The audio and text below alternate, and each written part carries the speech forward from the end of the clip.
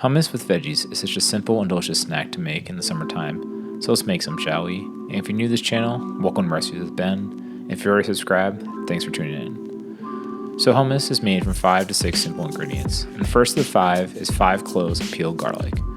Next is a can of chickpeas, and the whole recipe is based off of 1 can, so if you need to make more, it's pretty easy to scale up. Then we're going to add in some tahini, based on the feeling, and you can adjust this to taste while doing a taste test in a little bit. But roughly the estimate is about a quarter cup or 80 grams tahini.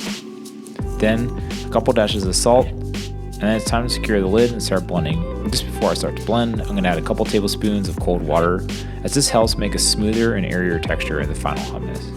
Then give it a rough blend, and it's time to add in some olive oil, and slowly stream in the olive oil while blending it until it reaches that nice smooth texture. And that means there's no more lumps coming from the chickpeas. At this point I almost forgot one of the ingredients, but it is important to help balance out the hummus, and that's the juice of a fresh squeezed lemon, which in my experience is about 1.5 ounce of lemon juice from one normal sized lemon. Then blend it once more to incorporate the lemon juice, and then is the all important taste test.